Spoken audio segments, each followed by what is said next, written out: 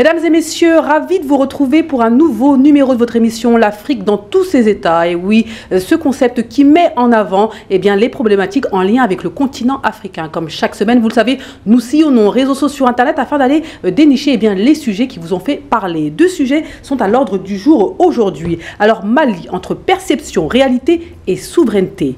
On continue avec le Sénégal. Sénégal 2025, crise au sommet de l'État et bombe de la dette. Faye, Sonko, FMI, jusqu'où?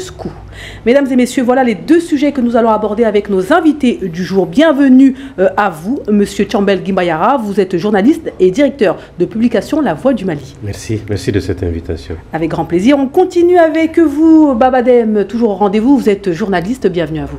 Merci et le bonjour aux téléspectateurs et aux commentateurs et à nos co-panélistes et à toi. Merci beaucoup, Babadem. Effectivement, donc on le réitère à chaque semaine. On aime lire vos différents commentaires. N'hésitez pas, continuons, on les lit, on prend acte, on prend note, on y réfléchit, on débat même dessus, mesdames et messieurs. On continue avec vous, docteur Camara. Vous êtes maître de conférence. Bienvenue à vous. Bonjour Aïssa, bonjour à notre invité, M. Guimbayara, que je suis ravi de revoir depuis, que j'ai pas vu depuis un petit moment, donc je suis ravi de le rencontrer dans cette circonstance-là. On compte toujours sur les commentateurs pour qu'ils puissent partager avec nous les sujets qui sont discutés. Ici, exactement, voilà. Dans l'Afrique, dans tous ses états. Allez, mesdames et messieurs, le moment est arrivé de démarrer cette émission avec le premier sujet, Mali, entre perception, réalité et souveraineté. On regarde une vidéo et puis on revient. Le ministre des Affaires étrangères du Mali estime que la prise de contrôle du pays par les djihadistes est très improbable. S'exprimant à l'occasion de l'exposition de défense BAMEX 2025 à Bamako, Abdoulaye Diop a précisé que les insurgés ne font pas le poids face aux forces de sécurité du pays.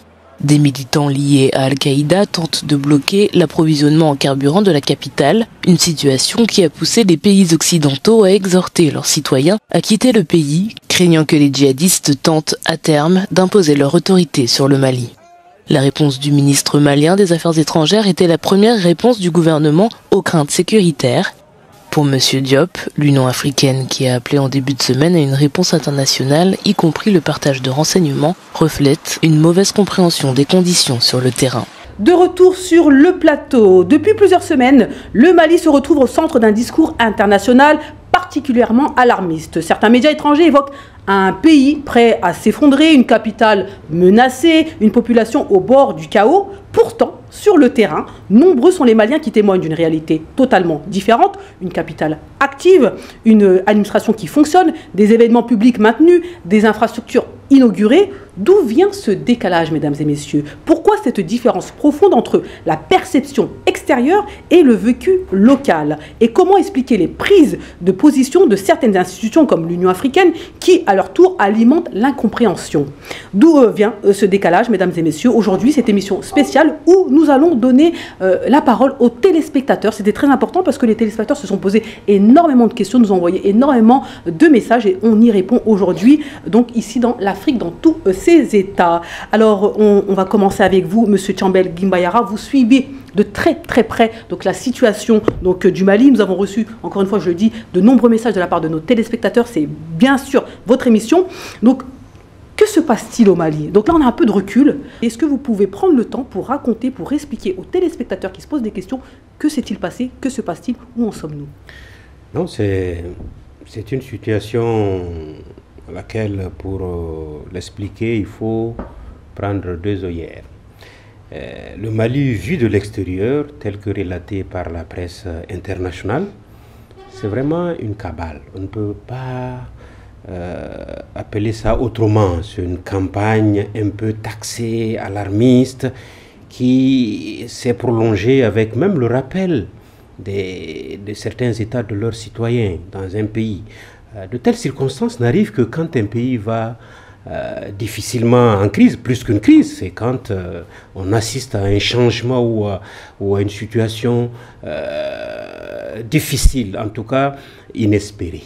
Mais ce n'est pas du tout le cas au Mali, pas du tout. Attention, là je ne dis pas qu'il n'y a pas de difficulté.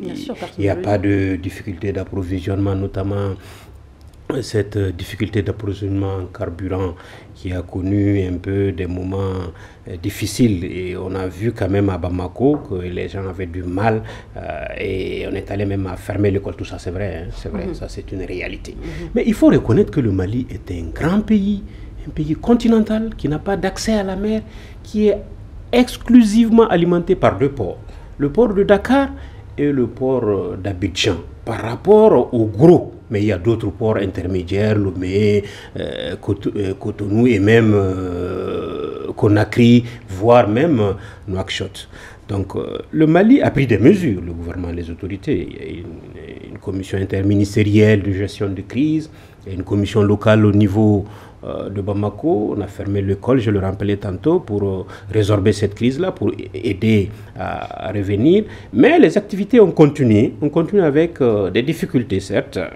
On a vu des événements, des activités économiques, l'inauguration de la deuxième usine de lithium et l'inauguration également de ce salon qui a fait couler beaucoup d'encre et de salive, le salon BAMEX 2, le salon de la sécurité, le premier salon de la sécurité, parce que la région en avait besoin. C'est une demande plus large qui dépasse le seul cadre du Mali, qui va 30 pays, une cinquantaine de pays ont participé, mais c'est une exigence du Sahel et de la nature de la crise qui s'impose au Mali et au Mali. Donc ça veut dire, je me permets de vous couper, donc encore une fois pour nos téléspectateurs qui sont à l'étranger, pour beaucoup, pour des Maliens de la diaspora, qui se posaient des questions, parce qu'on a vu tellement d'informations autour de la situation malienne, qui parlaient de blocus, qui ont utilisé tous les termes pour qualifier donc la situation malienne. Donc concrètement, oui, vous le dites ici sur le plateau, effectivement il y a eu des problèmes d'approvisionnement énergétique, notamment carburant, etc. Donc ça, effectivement, c'est une réalité. Mais c'est pas une réalité on ne peut pas la qualifier de blocus. C'est quoi exactement? Qu'est-ce qui s'est passé? Est-ce qu'on peut faire juste une rétrospection de ce qui a pu se passer? Mais moi, je crois concrètement qu'il y a une exagération de la part de la presse internationale. Ils avaient un agenda. Ils ont peut-être toujours un agenda. On ne sait pas pour lequel. Parce que c'est quand même un pays qui a choisi le français comme langue de travail. Je regrette que les événements, que les rapports entre le Mali et la France, les autorités maliennes et les autorités françaises atteignent ce stade-là. Parce que nous avions partagé une grande partie de nos vies entre ces deux pays-là et nous connaissons 3 générations de franco-maliens. Et ça les met mal à l'aise de choisir, de se retrouver dans cette situation. Vous avez des élus, vous avez des adjoints, des conseillers. Tout ça, c'est problématique. Parce que c'est des liens historiques et des liens de ça. Ça, c'est regrettable.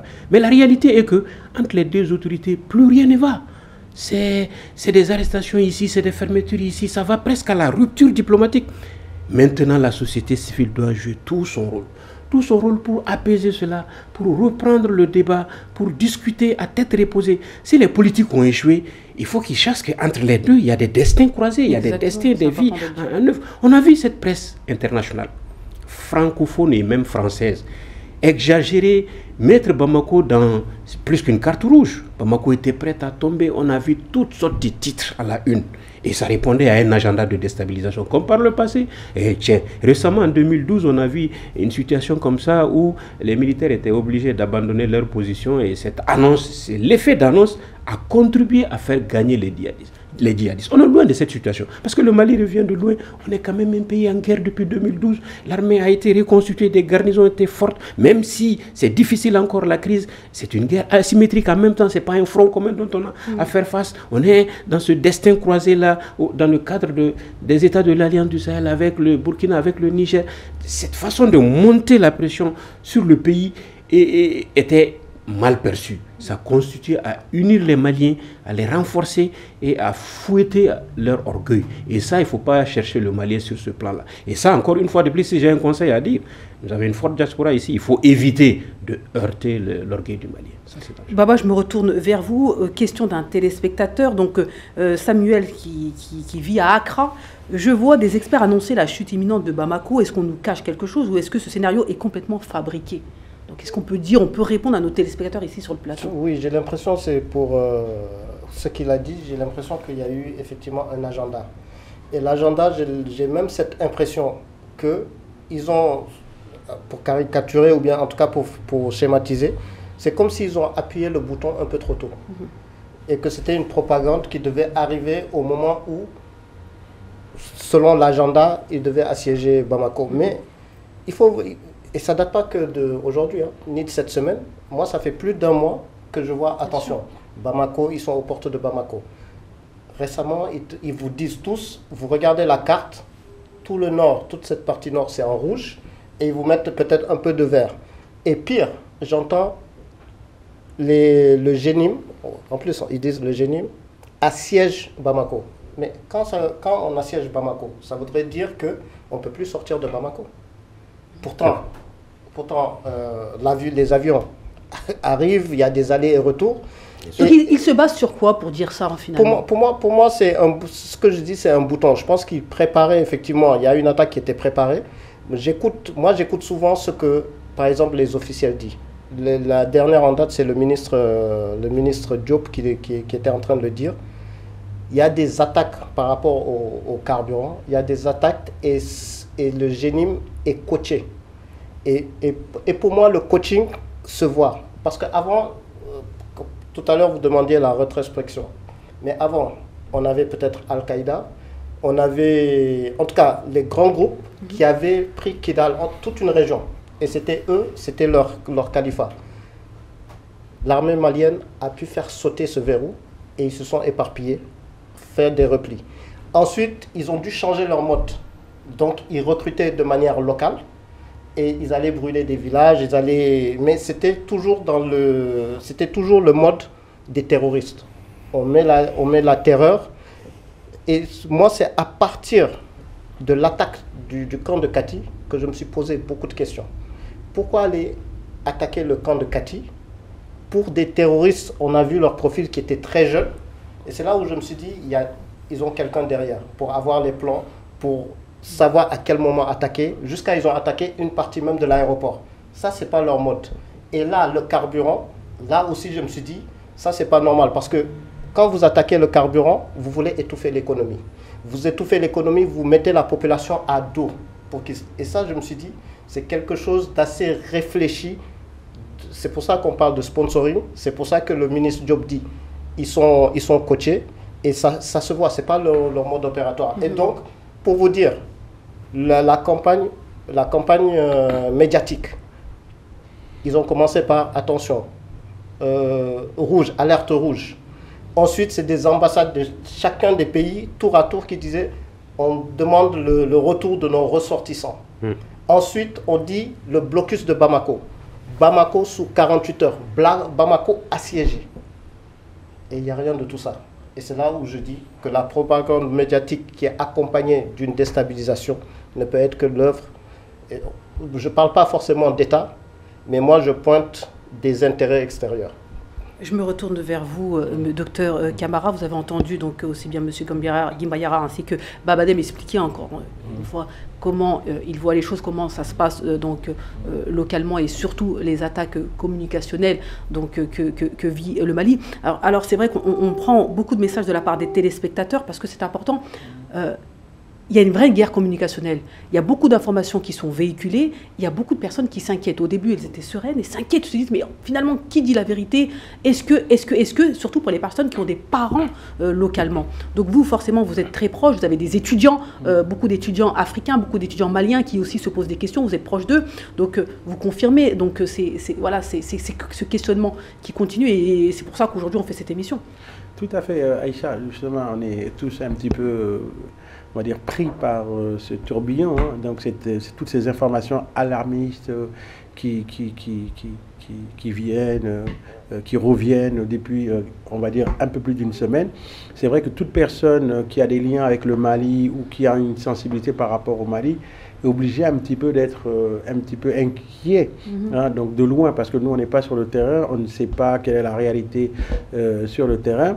Bon, heureusement, les parents les Maliens qui sont au Mali, si on est en relation avec eux, ils nous rassurent un petit peu en disant, comme M. Gimbayara l'a expliqué, en disant que la vie se passe à peu près normalement, en tout cas dans les grandes villes.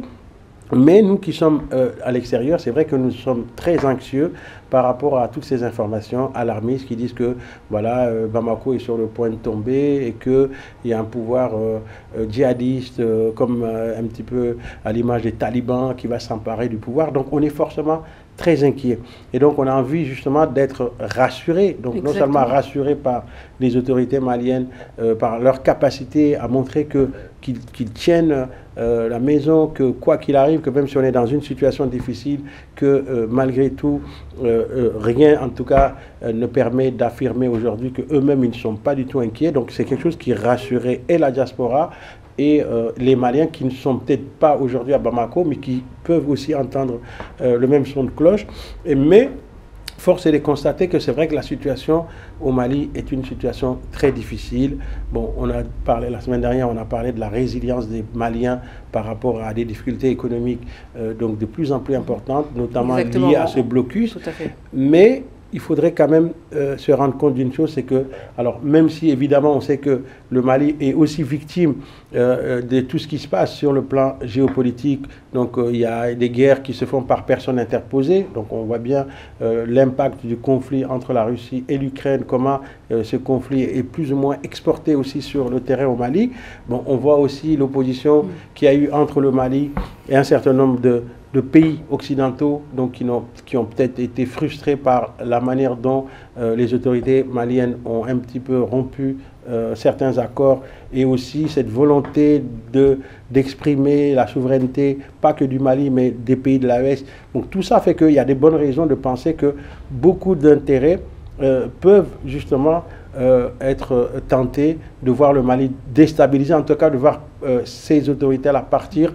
Mais en tout cas, on souhaiterait que ces autorités-là, en tout cas, ne puissent pas demain être remplacées par des groupes djihadistes qui n'ont en réalité aucun projet de société pour les Maliens. Je vais reprendre un message d'un téléspectateur et je me retourne vers vous. Il y a un point que vous avez pointé du doigt qui est très important. Donc, on a Aminata de Caille qui nous dit: chaque matin, j'entends à la radio étrangère que le Mali va tomber, mais chez nous, les enfants vont à l'école, les gens travaillent. Pourquoi parle-t-on de nous comme si tout était fini? Il y a un point qui est important, c'est-à-dire que souvent, on a décrié le fait que on avait l'information de l'extérieur, c'est-à-dire qu'on pouvait être au Mali, et malheureusement, les bonnes informations, on ne les avait pas. Et donc aujourd'hui, c'est ce qui fait que beaucoup croient plus aux informations extérieures qu'aux informations émanant de l'intérieur. Est-ce que c'est une problématique qui, finalement, on voit les effets aujourd'hui sur le continent africain? C'est fait à dessein, hein, c'est fait à dessein. On n'investit plus la presse internationale. Elle s'est dirigée souvent en faisant d'opinion et dirigée vers les États. C'est des officines de propagande pour la plupart. C'est parti d'une presse d'information générale pour capter l'attention de ces populations-là. Ensuite, une fois que cette étape est atteinte, ils sont transformés en faiseuses d'opinion pour se remplacer même l'opinion de ces pays-là. En réalité, le cas du Mali est fait à dessein, ça répond à un plan. Mais je ne sais quoi, les enquêtes nous le prouveront, les années à venir nous le prouveront. Ce n'est pas cette armée de ces hommes moins formés, moins équipés, avec des motos de 5 000, 4 000 hommes, souvent des très jeunes enfants de 12 ans, de 14 ans à qui on remet des armes pour se battre. Ils ne peuvent faire que cela, mais ils ne peuvent pas prendre des garnisons, parce qu'aujourd'hui, l'armée malienne est suffisamment équipée, ce n'est pas celle de 2012, loin s'en faut. S'il y a un plan derrière, on le saura, c'est peut-être un État ou une armée plus sophistiquée qui va agir, qui va peut-être s'en prendre au Mali, et ça, le pacte est là, de l'alliance des États du Sahel est là, et même les alliances se font à ce niveau-là. Il y a cette réalité de la guerre géostratégique qui se mêle dedans. La crise ukrainienne est transportée malgré sur notre théâtre, alors que le Mali a choisi librement de changer, de diversifier son partenariat sécuritaire avec la Russie, avec la Chine, avec la Turquie, avec d'autres. C'est la même logique pour les trois autres États du Sahel, et ce changement de paradigme ne doit pas peser comme une condamnation, comme une épée de Damoclès sur la tête de ce peuple sahélien et de ces autorités-là. Il faut les convaincre plutôt et montrer qu'on peut aussi avancer. On a compris la leçon. On veut maintenant avancer dans le domaine sécuritaire, on veut avancer par rapport aux préoccupations des populations du Sahel. La diplomatie, la défense et le développement, c'est le cœur des États du Sahel aujourd'hui. C'est cela leur revendication, l'économie. Il faut aussi partager cela. Le Mali vient d'ouvrir sa deuxième mine de lithium et compte s'imposer dans ce domaine-là en Afrique et sur la scène internationale. Donc il faut apprendre ce message-là, comprendre ce message-là. Ceux qui l'ont compris, la Turquie, la Chine, ceux qui l'ont compris se sont placés passé. L'or, c'est l'un des 3e producteurs mondiaux. Dans la région, tout compris, les 2 pays se mettent ensemble. Le Niger fait le pétrole, la Mauritanie, le Burkina Faso fait de même, fait de l'or. Donc, il y a une mutation globale à laquelle l'Afrique ne peut pas rester en marche. L'Afrique est un continent jeune. Il faudrait savoir aussi que ces responsables aujourd'hui sont sous la pression des opinions. Les zones sont plus jeunes. Le monde était un village planétaire. On est informé au même titre à Dakar, à Washington, à Bamako et un peu partout dans le Mali.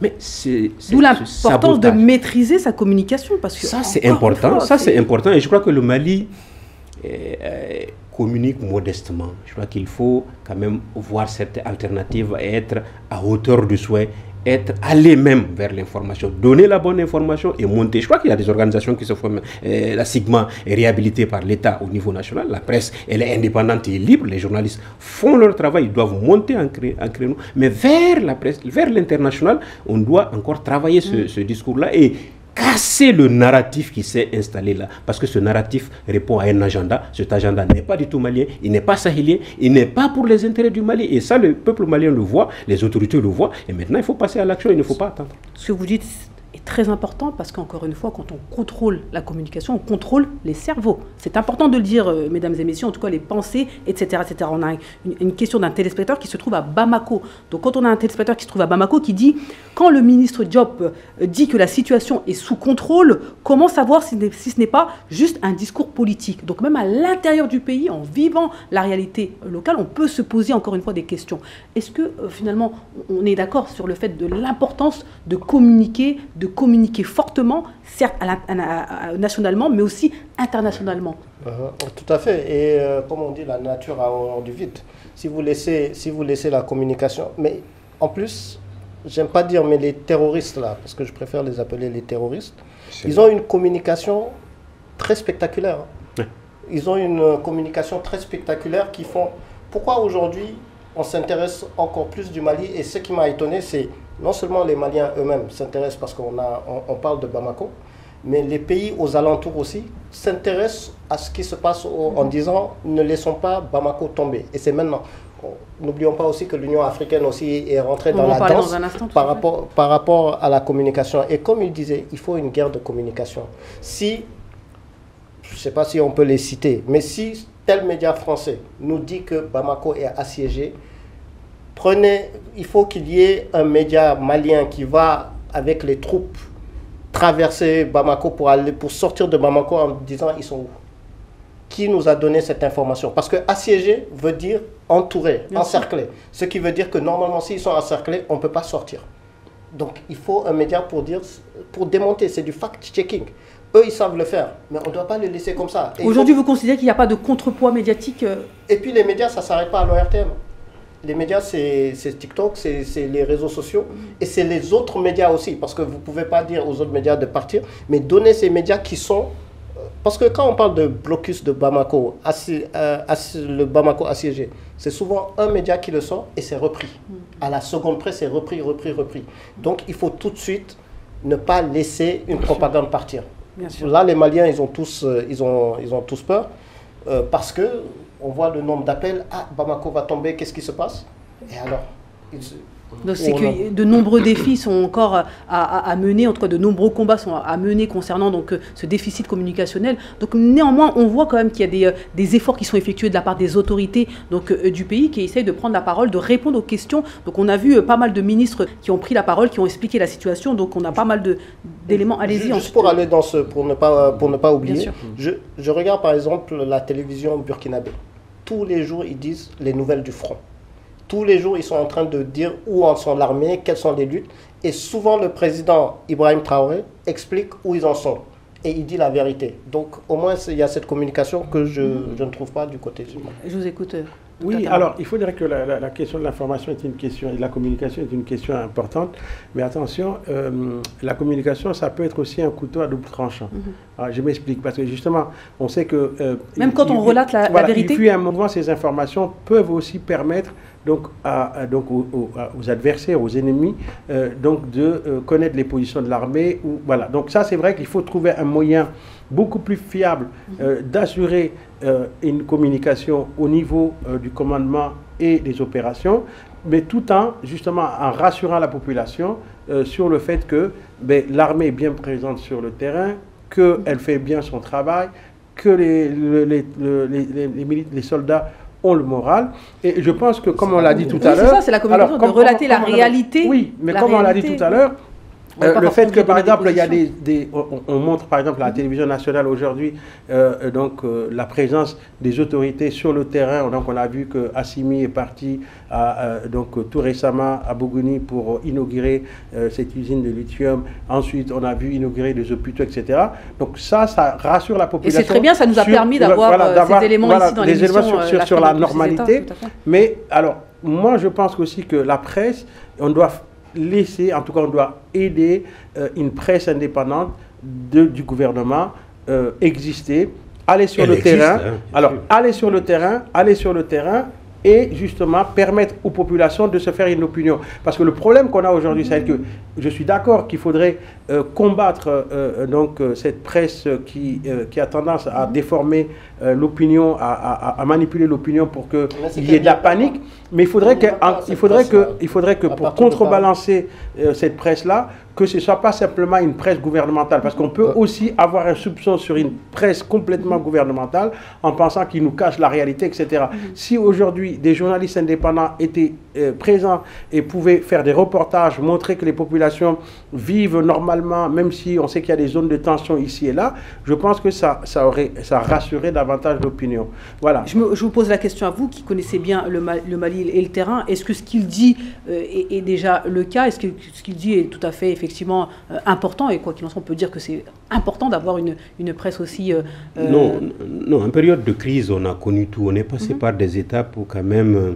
Les terroristes se servaient de certains relais avec des complicités internes, pouvaient anticiper ou même attaquer par rapport aux positions. Ça c'est la réalité de la crise. Mais moi, je pense que dans notre système au Mali, vous avez d'une part une section spécialisée dans la communication de l'armée qui est la DIRPA, qui fait très bien son travail, qui fait un travail institutionnel de communication et d'information, mais c'est spécialisé. Il y a aussi la communication gouvernementale. Là où le problème réside en fond, c'est l'aile extérieure. Comment montrer cette belle image à l'extérieur, comment travailler avec des relais à l'international, étant donné que la presse internationale est presque en rupture de banc, c'est ce gap-là qu'il faut combler et mieux coordonner ça et faire une bonne répartition. Je peux me tromper, mes spécialistes, mes aînés sont là, ils sont plus calés dans le domaine. On a toutes sortes d'experts en la matière qui travaillent. Il y a une coordination, il y a des cellules diplomatiques, il y a la Sigma, il y a les conseils, les cellules de communication à travers les pays, mais chacun doit mettre de son sien et surtout la communication en période de crise, en temps de guerre institutionnelle, est à rehausser, est à revoir. Et la presse indépendante, elle est là, elle est libre, hein. Elle est libre, elle est indépendante, mais elle manque aussi de moyens comme tous les autres des pays africains. Ça, c'est des difficultés auxquelles on est assisté, on est confronté. Et ces difficultés-là, il faut les relever, c'est des défis. C'est des défis du moment auxquels il faut répondre. La difficulté communicationnelle est là, il y a des agences aussi, il y a la CHEPAC, qui est la fêtière des agences nationales. Je crois qu'il faut ajouter forcément cela,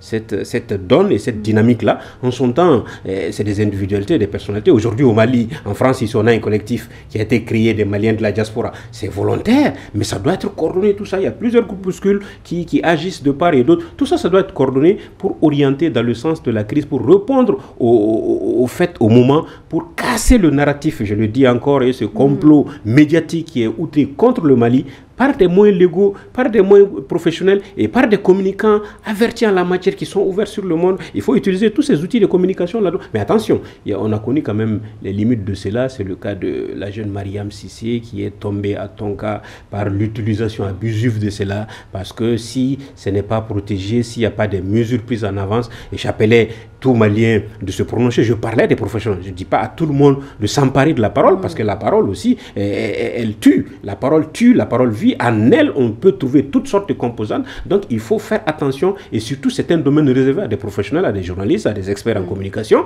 à des gens qui font du coaching, à des gens qui travaillent la matière. Comme il faut leur donner leur boulot pour le faire et qu'ils s'en accaparent pour faire le travail, parce que c'est dangereux également. Il faut s'incliner devant la mémoire de cette jeune dame qui a perdu la vie avec toutes les victimes civiles, militaires, étrangers au Mali qui sont tombés. C'est vraiment triste. C'est ça, les autorités sont compris dans ce sens-là. Et il faut aussi qu'elles guident, dirigent, prennent plus la parole. J'ai vu le ministre le ministre qui s'occupe des religieux prendre la parole en arabe. Ça, c'était rare. Et j'ai vu le ministre des Affaires étrangères. Donc, ça veut dire quoi? Qu'il y a une prise de conscience? Il y a une prise de conscience et on est en train de corriger cela. Et je crois que dans les moments venus, et très prochainement, on entendra une autre voix du Mali. On saura qu'est-ce qu'est la réalité. Le Mali, de toutes les façons, ne se laissera pas faire. Les Maliens ne se laisseront pas également faire. Et tout ça doit être organisé pour répondre à la crise du moment. On va avancer, donc, mesdames et messieurs. L'Union africaine a publié un communiqué appelant la communauté internationale à aider le Mali sans même avoir consulté donc Bamako. Cet acte a été vivement critiqué par les autorités maliennes. Pourquoi? Qu'est-ce que vous faites? Quelle lecture faites-vous? Ce qui est curieux en plus, c'est qu'ils se sont alertés ou bien ils se sont autosaisis à partir de la médiatisation qui a été faite. Encore une fois, alors que eux, normalement, ils devraient avoir tous les éléments. Et c'est même pas avoir tous les éléments. La situation du Mali, depuis la formation même de l'AES, on sait que le Mali ou l'AES, ils font la guerre aux terroristes. Et c'est maintenant que, dès que ça atteint Bamako, c'est maintenant que vous... Par solidarité ou c'est un plan caché selon vous? Non, parce qu'ils sont... Non, parce que si vous entendez que... Si on prend le narratif, comme il dit, le narratif occidental, Bamako devait tomber depuis un certain moment. Au moment où c'est tombé, on va dire que c'est les terroristes qui auraient pris le pouvoir. On allait dire ils étaient où, la CEDEAO, l'Union africaine, donc ils font mettre ça après la mort. Mais c'est juste pour moi de la pure hypocrisie. C'est pas comme ça que ça se passe. Pour vous, c'est pas sincère, c'est-à-dire de vouloir accompagner. Non, ils se sentent obligés, d'autant plus que l'ONU, juste auparavant, encore à la limite, si l'Union africaine avait alerté et qu'après l'ONU aussi alerte que les autres, mais l'ONU a commencé à se dire, l'Union européenne et l'ONU ont commencé à alerter en disant qu'ils sont inquiets. L'Union africaine a commencé et est arrivée trop tard, en fait 3 ou 4 jours après. Mais je suis désolé. Docteur Camara, comment vous expliquez finalement l'arrivée de l'Union africaine et qui souhaite aider le Mali sans forcément avoir donc tout simplement consulté les autorités maliennes? Comment vous expliquez cela? C'est vrai que l'Union africaine, comme les Maliens de la diaspora, donc de loin, donc avec cette communication très alarmiste, un petit peu obligé de réagir en disant qu'est-ce qu'on fait. Pour vous, c'était par solidarité que l'Union africaine... C'était une réaction qui était liée justement à ce alarmisme-là qu'on a décrit. Et c'est normal qu'en tant qu'organisation panafricaine, même si on sait que c'est une organisation très impuissante, on a déjà dit pour plusieurs raisons, donc qu'ils fassent quand même, qu'ils disent, au moins on aurait dit qu'il fallait faire quelque chose pour le Mali, même si concrètement eux-mêmes, on sait bien qu'ils n'ont aucun plan, aucun projet d'aide ou de soutien au Mali. Et c'est vrai que, malheureusement, force est de constater que les organisations, qu'elles soient régionales ou continentales, on se sont montrées très impuissantes ou très peu solidaires vis-à-vis des pays de l'AES. Parce qu'on a vu, par exemple, que cette confédération, lorsqu'elle a voulu se faire reconnaître sur le plan international, donc l'Union africaine aurait dû prendre en compte son existence et l'aider. D'accord, on va revenir sur le sujet concernant la prise de parole entre le communiqué de l'Union africaine et le problème pour les Maliens et pour les autorités maliennes, c'est de ne pas avoir été consultés. C'est ce point-là, à savoir se dire on va aider le Mali sans avoir consulté les autorités pour connaître la situation. Oui, mais moi je pense qu'il s'agit juste d'une simple déclaration de principe. Moi je pense que c'est juste une déclaration. Pas problématique, oui, pour moi c'est une déclaration de principe parce que concrètement, je ne vois pas quelle force ou quelle coalition l'Union africaine aujourd'hui est capable de mobiliser pour venir en appui au Mali. Donc moi je pense que c'est juste une déclaration de principe. Et les autorités maliennes, elles ont bien raison de dire nous, on est... En tout cas, on est dans une logique, en tout cas, de marche vers la souveraineté, comme on l'a exprimé à maintes reprises, y compris au sein de la Confédération de l'AES.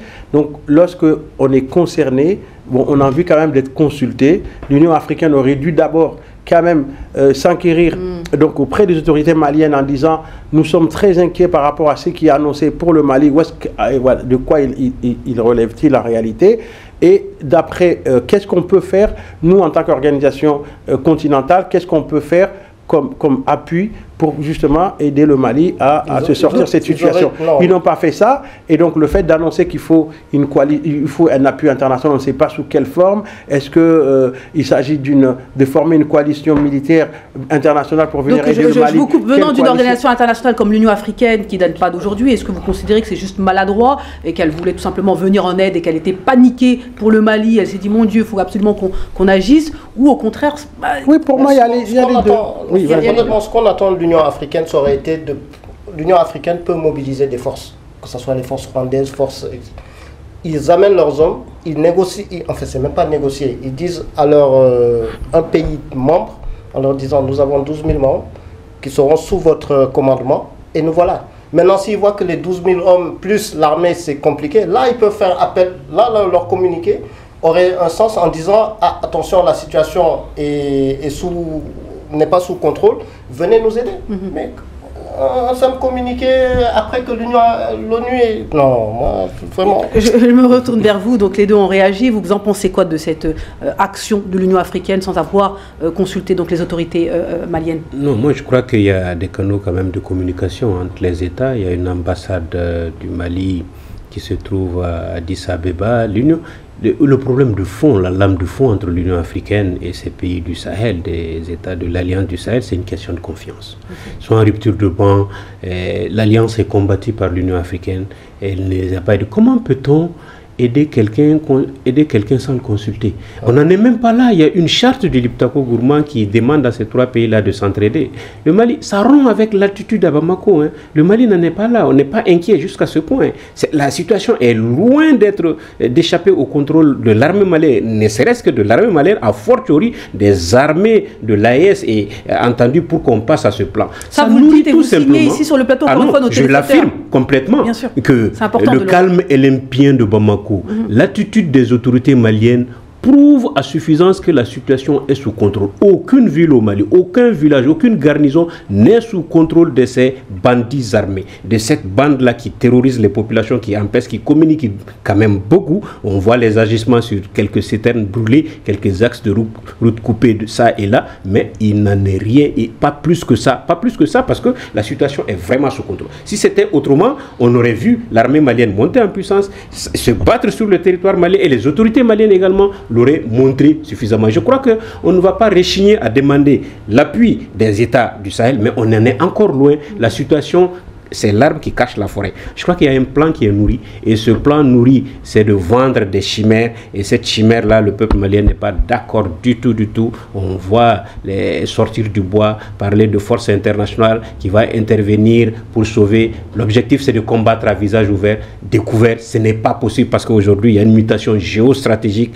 Le Mali est soutenu, les Sahéliens sont soutenus, les États du Sahel sont solidaires et ils entendent se battre par rapport à leur choix. C'est un choix stratégique et c'est aux États partenaires, aux autres États qui n'y adhèrent pas, de revoir leur logiciel, de collaborer avec ces États ou de ne pas le faire. Maintenant, passer à travers des complots ourdis, passer pour attaquer les États, passer par l'agression, passer par la guerre, c'est des temps révolus. Et ça ne résoudra aucunement pas la solution parce que 22 millions de Maliens se battront toujours et il faut éviter d'en arriver là, d'envenimer toute situation, de s'inventer des plans et de croire qu'on peut les réaliser dans nos capitales fêtrées ou dans son salon doré, ça ne marchera pas. Donc comment vous expliquez, pour conclure et rapidement quelques mots, comment vous expliquez finalement l'action de l'Union africaine? Parce qu'on veut comprendre. Non, l'action de l'Union africaine c'est quoi l'objectif? Est une action tendancieuse et pernicieuse. Je pense que Bamako a eu la réponse adéquate de dire qu'elle n'est pas considérée. Elle n'est pas considérée, ça veut dire diplomatique quoi?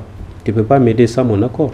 Tu ne peux pas t'allier à mes adversaires pour dire que tu m'aides. Tu ne m'aides pas. Voici moi ma compréhension. Je peux me tromper encore une fois de plus. Je crois que l'Union africaine doit se reprendre encore. Créer la confiance d'abord avec ces autorités-là. Les parler d'égal à égal. C'est la même chose qui est reposée à ses adversaires, à ces partenaires-là qui ont été sortis des États de l'Alliance du Sahel, parce qu'on ne considère pas, on n'accepte pas le choix stratégique des partenaires, on n'accepte pas la diversification, on n'accepte pas qu'on parle à Pékin, à Londres et ailleurs en même temps, en Turquie et à tout le monde en même temps, de défendre ses intérêts, défendre les intérêts des populations. Et ça, ce n'est pas négociable aujourd'hui au Sahel. Ce n'est pas négociable parce que les dirigeants n'ont pas le choix. Il y a une opinion qui est là, qui est jeune, qui est là, qui se bat, qui essaie vraiment de s'imposer. Et ça, c'est une réalité. Et je crois que l'Union africaine doit tirer toutes les leçons et remettre à niveau la confiance, ensuite reprendre langue avec les autorités pour pouvoir harmoniser et aider l'Afrique.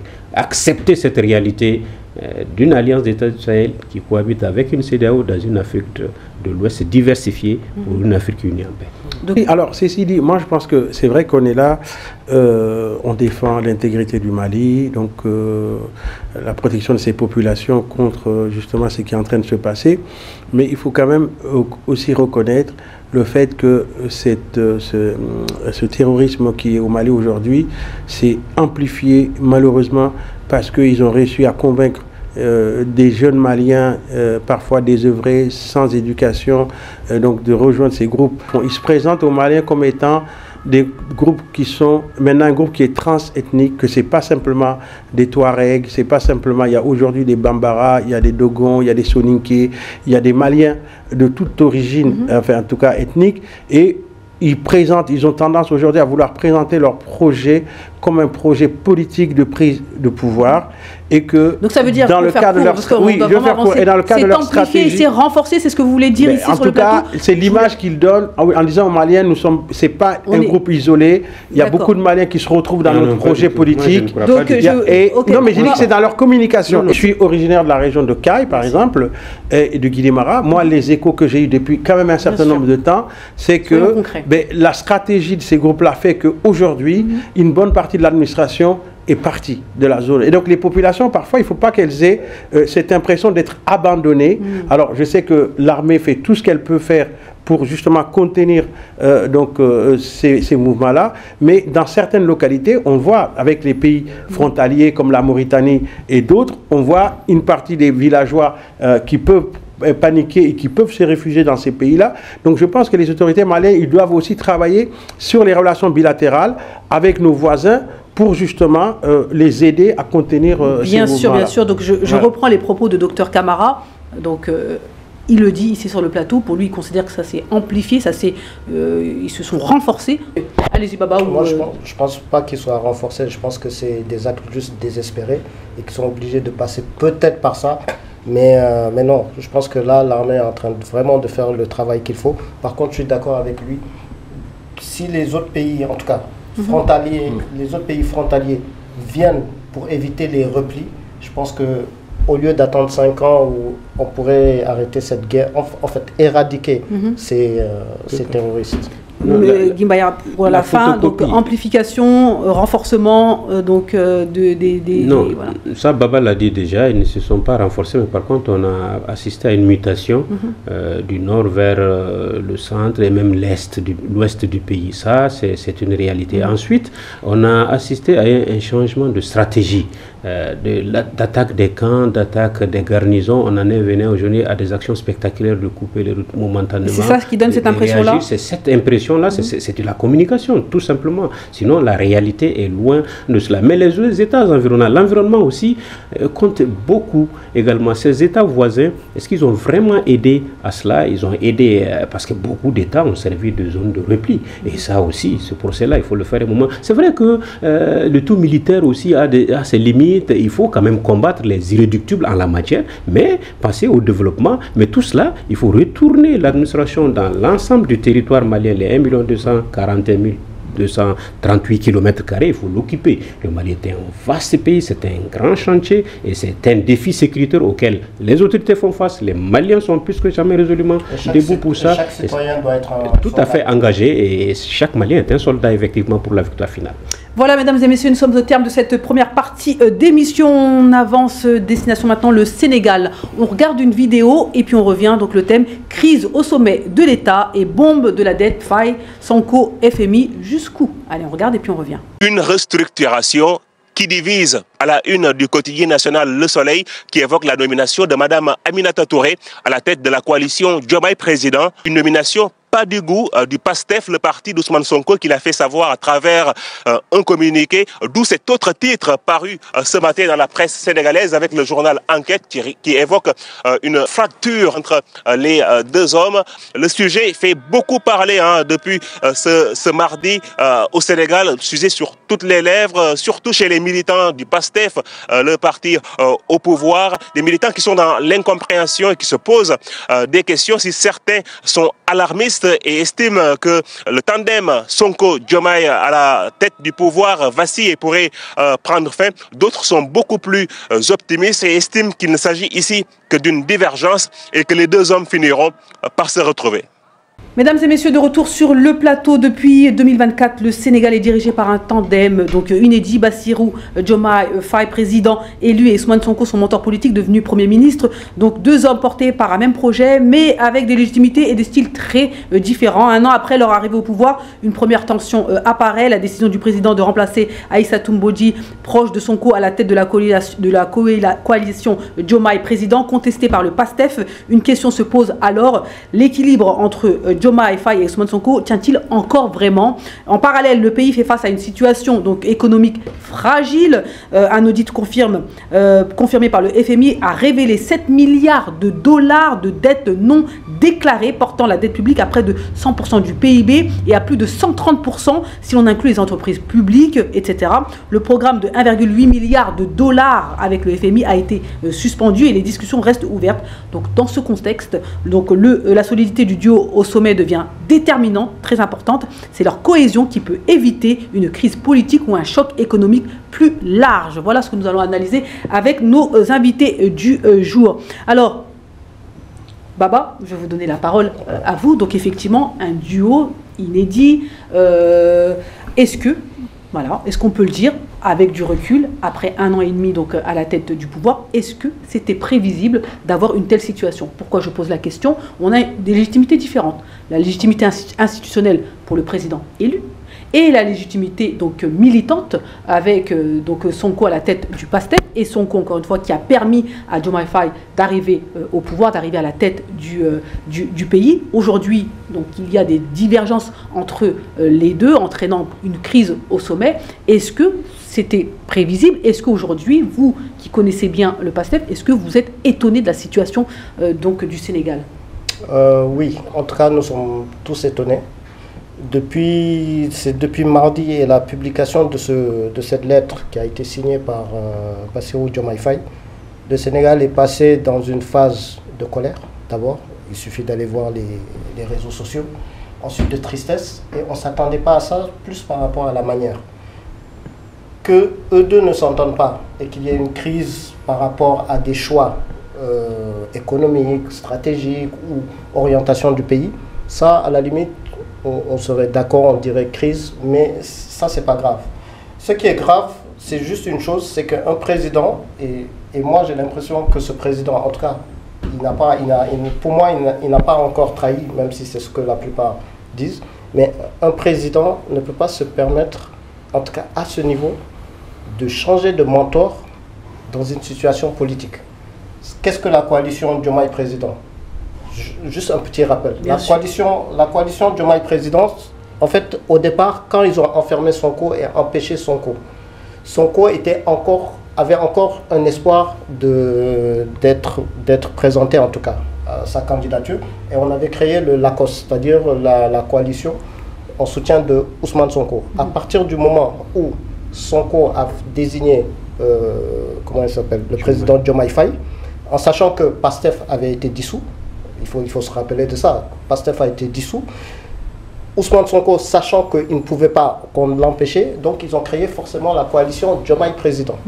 Donc ils sont sortis de là, et la coalition Diomaye, forcément, il y a beaucoup de partis qui se sont ralliés. Qui se sont ralliés. Encore, ce sont des partis, ils savaient que le vent, donc ils ont rallié, on vous dit qu'il y a plus de 300 partis. 300 partis qui ne font, entre guillemets, aucun poids, plus le PASTEF, qui, après l'amnistie, a retrouvé son... Ils sont allés aux législatifs, et c'est là où Sonko a dit, on va aux législatifs qu'avec PASTEF. La coalition ne nous suit pas. Tout à fait. Ça a permis de montrer aux Sénégalais 130 députés sur 160. Donc les gens ont suivi PASTEF. Le président avait pris, et c'est pour ça que là je suis en train de penser que ce président, il peut se ressaisir. Mais il ne faut pas qu'il commence à devenir comme le syndicat des chefs d'État africains, en donnant une parole. Lui, il avait dit, je suis président, je ne vais pas faire comme mon prédécesseur, je me mets au-dessus de la mêlée et je quitte le secrétariat général de PASTEF et je ne me mêle pas de politique. Et là, on voit que la coalition présidentielle continue à être soutenue, et ça, il faut le dire, par Aminata Touré. Et Aminata Touré, c'était qui? C'était, il faut se rappeler, 2 ans ou 3 ans après, c'était l'ennemi de PASTEF. Et si elle était devenue présidente de l'Assemblée nationale, est-ce que les Diomaye Faye ne seraient pas encore en prison? Et le fait de remplacer Ousmane Sonko par les ennemis d'hier, c'est ça qui pose problème. Et c'est pour ça que nous, on ne comprend pas, on n'arrive pas à comprendre comment choisir la présidence. En plus, c'est rempli de l'ancien régime, des personnes de l'ancien régime. Et Sonko avait prévenu en disant, le système fait que une fois que vous êtes arrivé au pouvoir, on va vous isoler, on va vous entourer en disant un État doit être comme ça, et surtout la réalité de l'État devrait vous conduire à ça. C'est pour ça que je rajoute autre chose. Peut-être que Diomaye Faye, le président Diomaye Faye, est peut-être perdu, moi je dirais même happé par ce qu'on appelle le système. Et pourquoi je dis le système? Souvenez-vous que le Sénégal a 130%, 3 jours avant comment on appelle ça là, 3 jours avant le meeting de Sonko, Ousmane Sonko avait dit je vais faire des révélations. 3 jours avant, le FMI, parce qu'il y avait un plan entre le FMI a dit effectivement il y a une dette qui existe et on n'a jamais vu une dette d'une telle ampleur. Sans précédent, effectivement. Sans précédent. C'était 3 jours avant le, comment ça s'appelle, le meeting de Diomaye, de Sonko. Le jour du meeting, 3 heures avant la prise de parole de Ousmane Sonko, le FMI dit l'ampleur de la dette est telle que nous ne pouvons plus financer. Tout à fait. 3 jours après le meeting, le FMI, ou en tout cas, ils sont en train de sortir en disant le Sénégal, la Mozambique et le Gabon, 3 pays en situation de faillite. Aujourd'hui, on voit un autre message de Jeune Afrique qui dit la destination Sénégal est à éviter pour les investisseurs. Et c'est là où je me dis, si on arrive à écarter Sonko, parce que ce que Sonko a dit, nous avons un plan de redressement. Nous taxons le tabac, nous taxons cela. Le FMI dit non, non, non. Si vous voulez qu'on vous aide et qu'on vous finance, vous allez taxer ça, vous allez enlever tel. Et c'est là où, dans le meeting du président, pour finir, le président Sonko a dit, du parti, hein, le président Sonko du parti a dit, nous restons dignes. Nous pouvons dire comment nous allons couper nos taxes ou nos subventions, mais on ne va pas accepter le dictat du FMI. Donc c'est pour ça que je me dis, est-ce que Aminata Touré qui est du système, l'autre ministre Abdourahmane Diouf qui est du système, qui sont toujours dans le système, le président a dit, Ousmane Sonko a dit, il faut me les virer. Le lendemain ou 3 jours après, lui il les a renforcés et il a désavoué son Premier ministre. Son Premier ministre, c'est pour ça qu'on est dans cette crise. Je vous ai vraiment donné la parole. La situation, je pense qu'elle a été bien expliquée par Baba, qui connaît très bien et qui suit de très près donc, le déroulé donc, au Sénégal. Comment vous réagissez à ça, Thiambel Guémayara? Quelle lecture faites-vous de la situation au Sénégal, notamment concernant ce duo, concernant la dette, concernant la soi-disant faillite du Sénégal et les conséquences? C'est une situation assez inquiétante parce que le Sénégal est l'un des rares pays qui n'a pas connu de coup d'État, je touche du bois là, qui a un système démocratique qui marche plus ou moins. Et le Sénégal nous a habitués à ces joutes électorales où il y a une alternance continue. Et ce duo Sonko-Diomaye nous a quand même fascinés par la lutte menée en amont et par l'exercice du pouvoir pour ses débuts. Mais comme on le dit dans l'adage, la lutte unie et le pouvoir divise. On osait espérer vraiment que les deux allaient tirer la leçon de la gestion du pouvoir. Et moi, j'étais persuadé quand même que, vu tout ce qu'ils ont traversé, ils étaient assez aguerris et très bien formés pour pouvoir, parce que c'est des inspecteurs de finances, les deux. Et ils sont des finances du Sénégal. Et quand un inspecteur de finances tient un pays, mais j'ai tout de même l'impression que Sonko est beaucoup plus rigoureux, beaucoup plus dur sur la ligne dure que Diomaye. Maintenant, Diomaye, est-ce qu'il s'est fait isoler, vraiment happé par le système tel que Baba le décrivait, ou bien vraiment il est... Ce moment en rupture de crise, c'est une crise passagère qui un moment de baisse, de régime entre les deux hommes, peut-être qu'ils vont retrouver. C'est fait exprès à dessein ou vraiment, c'est vraiment un caillou dans la chaussure. Ça il faut chercher à le comprendre. Moi, je crois qu'encore il y a une possibilité que ce duo-là reparte de belle. Parce qu'ils ont donné un espoir à cette jeunesse africaine. Par la nature de la lutte, par les convictions et par le message qu'ils ont envoyé. J'ai encore vu le même Sonko sur le front par rapport à cette contribution de la diaspora. Nous étions les Maliens les premiers, très jaloux d'eux. Moi, je me suis dit que nous avons lancé les eurobonds, ça n'a pas marché. Mais lui, comment il peut mobiliser autant de moyens dans sa diaspora et que ça donne? Et vraiment, cette dette-là abyssale dont ils connaissent et qu'il faut d'ailleurs situer les responsabilités. Je crois qu'une dette cachée, comment peut-on faire une dette cachée dans un pays? Ça m'étonne, ça me cœur, mais le système financier encore est difficile. Et maintenant, la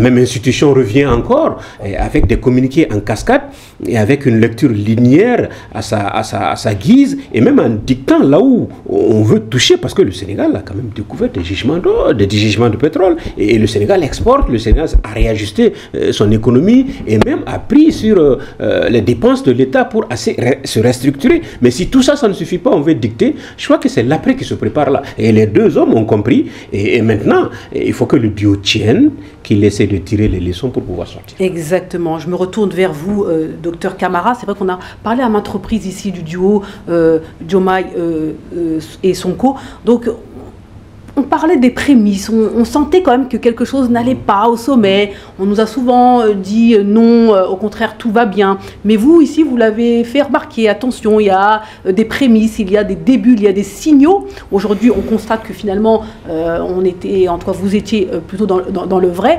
Et comment vous réagissez à ça? Est-ce que vous vous attendiez à cela? Est-ce qu'il y a des visions différentes? Est-ce qu'il y a de l'ego? Est-ce qu'il y a des ambitions?